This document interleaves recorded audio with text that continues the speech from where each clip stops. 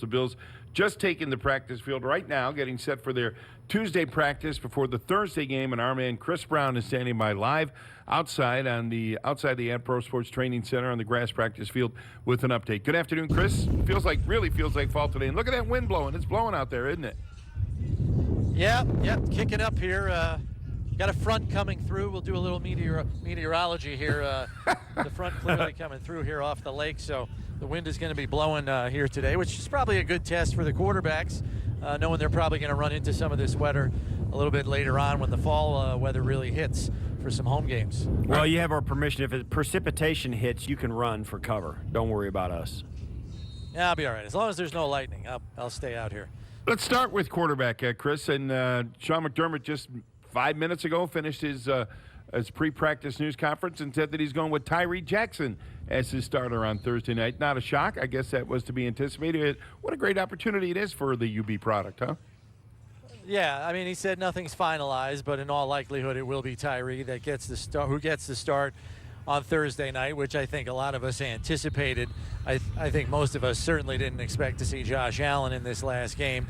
Maybe Barkley at some point in time, and maybe he's dressed for this game in the event that something happens to Tyree, God forbid. But so it's going to be a lot of action for him, and it's something that he needs because his practice reps have been few and far between.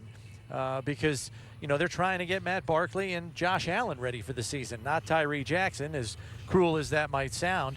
They do usually have at the end of practice this 5-minute period, 5-minute 11-on-11 period, where they do try to get extra reps for the guys on the back end of the roster who don't get too many during the regular stages of practice. So it's nice that this coaching staff makes an effort to do that, to get these guys some reps, because there may come a point in time where one of those guys is sitting on their practice squad this fall and may need to get called up to the active roster because of a rash of injuries at some position or another. So it's not a bad practice that they employ here, but certainly what he'll see in the game on Thursday will be more than he's ever seen in a practice. Well, he got 17 snaps in the game last week, and he's only attempted 24 passes, but like you just pointed out, that's probably more work than he has received in a typical week of practice, I would think, huh?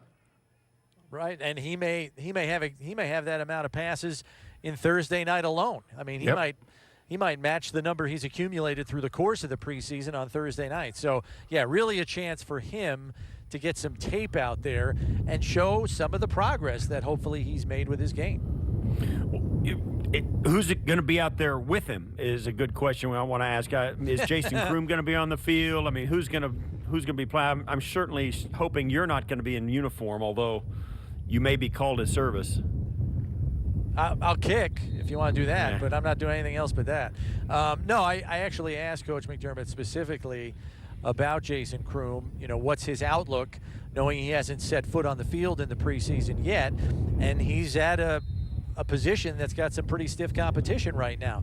And he said, well, today is a very big day for him on the practice field, because I think it's going to go a long way in determining whether they feel he's healthy enough and fit enough to be up and playing on Thursday night. And quite frankly, I think he needs to play Thursday night to at least make a case for himself to be on this roster, knowing the emergence that we've seen from rookie Tommy Sweeney, knowing Dawson Knox, as a day 2 draft choice, is probably on this roster, even though he's missed time with his hamstring injury.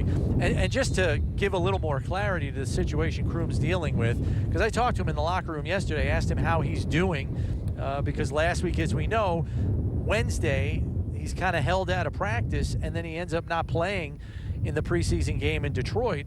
And he said, this is not an easy injury to come back from. In the spring, he tore his hamstring. It wasn't a pulled muscle, it was a torn muscle. And that's a very different thing. And unfortunately, the first day of training camp, he has a recurrence with that injury. Now, I didn't want to get into specifics as to the severity of it the second time around, but it was the same area, and it's the outside of his hamstring. So Steve can probably speak to this. When you're running a route and you got to drive off of that thing and cut inside, you're using that entire outside of your hamstring muscle predominantly to drive off of with your full body weight at speed. And if it is not completely 100% rehabilitated, healthy, and strong, where, there's no longer scar tissue in there and it can flex the way it needs to flex, well, then you do run the risk of having a recurrence of the injury. And I think that's what the athletic training staff is trying to capably guard against. But they have one course of action. Obviously, Jason Kroom certainly feels the pressure of getting back on the field to secure a roster spot, knowing what the other tight ends have done in camp to this point. So it's really a tough place to be in a cutthroat league like the NFL. And here's the pressure that he would feel, I would think, Chris. And look, we've talked a lot about what some people think 7 wide receivers make the roster, and 4 or 5 running backs, and there's a ton of good defensive backs. It's hard to imagine them keeping 4 tight ends, especially with Tyler Kroft sitting out there on PUP, isn't it? I mean, you can see Lee Smith and the 2 rookies, and can they keep a 4th on the final cut down 4 days away? To me, that's difficult to envision. Yeah, as we've stated, Tyler Kroft is a very big part of that equation. And Coach McDermott was asked today specifically about where Kroft is going to end up here. And I think what's going to ultimately make that decision is the prognosis from the medical staff and from the athletic training staff. What is realistic for the earliest that Tyler Kroft can come back? Because even if he's fully medically cleared and healthy, there's still going to be a football shape process that he's going to have to go through too. So even if they say, you know what, by week 3 he can be back healthy and medically cleared, well then how many more weeks is it going to take before he's up to speed to play football? And if that's another 2 to 3 weeks, well now you're talking week 5, week 6, and now I think the option of reserve PUP becomes a very real thing, where he's on active PUP now, but for the regular season, if they put him on reserve PUP, that effectively takes him off the field and off of the practice field for the first 6 weeks of the regular season. So it would buy you time and afford you the option of having 3, possibly 4 healthy tight ends while Kroft recovers and gets himself completely right, so that when you get to week 7, he can begin practicing, and if he looks good, then you take him off PUP, he's elevated to your active roster, and you make another decision there. Yeah, the PUP offers you a chance to even extend it out 2 weeks or 3 weeks after the fact that you might think he's 100% healthy, so that when he does come off PUP, he can go play right away, instead of putting him on the active roster and then deactivating him for 3 games. It gives you that roster spot for that month of the season. Yeah, and the question is whether they would still go with 4 at that point, and I don't know that they would. It's very clear to me that they value Pat DeMarco and his contributions. As we've seen in the preseason and in training camp practices, they've lined him up at a myriad of places, certainly more than they did last season. So it looks like there is a role here for Pat DeMarco, and that may, in fact, give the offensive staff a comfort level that, you know what, we don't need 4 tight ends because we have DeMarco who can fill roles for us in the blocking game in an H-back capacity or even detached, which we've seen him do also this season. Chris Brown, Bills Insider, BuffaloBills.com on the practice field for us. Just a couple of minutes left. Offensive line, Chris, it's funny, when the Bills went to camp a month ago, we all were watching the offensive line, and I know we talked about this, how, wow, Quentin Spain, left guard, and he's not coming out. And all these other changes are going around him, and they never did anything with Quentin Spain. He seemed to be locked in there at left guard, and now, having left last Friday's game with an ankle injury, now he's on the side. Any updates on his status or how serious his ankle injury might be? No updates on his status. He is still on the side. He's riding the bike. I mean, I think it's safe to rule him out for Thursday. I don't think he was going to play anyway, even if he was healthy. And the guy that's been in his place has been Spencer Long at practice, who's manning the left guard spot. Mitch Morris has been at center in the 11-on-11 team drills with the starting unit, and that's put John Feliciano at right guard. Now, it's tough to ascertain whether we're going to see a change today, but the starting 5, at least as it has been constituted, has seen both Cody Ford and Ty Nsekhe rotating at right tackle. So it's been predominantly Ford. As we know, Nsekhe has been limited in coming back from his knee soreness. Today, at least as it's going here through individual position drills, the other 4 players are the same: Dawkins, Long, Morse, and Feliciano, but that right tackle looks like a rotation right now between Ford and Nsekhe. So we'll see how it goes through practice. Yeah, I think that's going to be the interesting. They're still going to continue, and I thought that they might take every single solitary moment of the preseason all the way up until final cutdowns to decide who their 5 are going to be. Well, we're pretty much there. Yeah, I didn't know it was going to be. I thought it was going to be down to 1 or 2 spots, not 3. You know. Right. Well, an injury has it's expanded a function of the that, injuries. I think. Yeah. Hey, Chris, one more thing I have for you. Mitch Morris remains in concussion protocol. He's been out of the red non-contact jersey for a week or so now, and he's gets work in the 11-on-11 as far as we can tell, as far as they've told us. Why is he still in concussion protocol? What does that do for them to keep him in concussion protocol?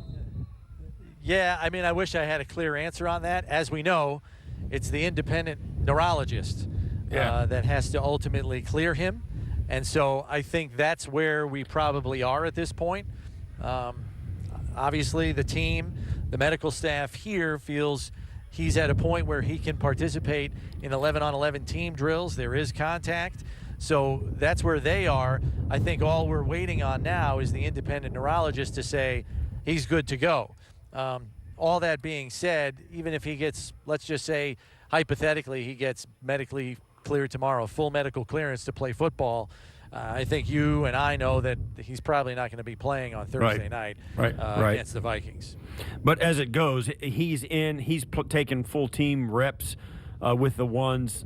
He's in full gear, full go, all that stuff. Really, the only thing that's different about him is he gets evaluated. We can't watch practice start to finish. Yeah, we can't watch practice start to finish, but we have confirmed.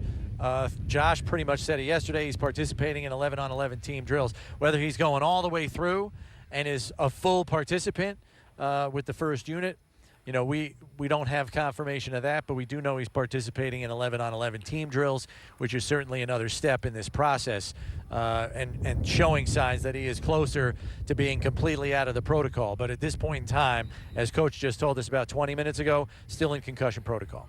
One more, and Chris, just a real quick one.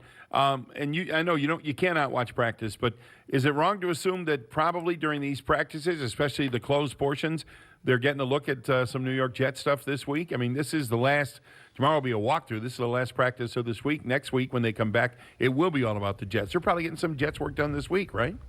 Yeah, I wouldn't be shocked if there's some scout team work getting done, especially knowing that after Thursday, the team is off Friday and Saturday because the coaching staff has to go through all the body of work and the tapes and the reports on all the players and make final cuts before Saturday at 4 p.m.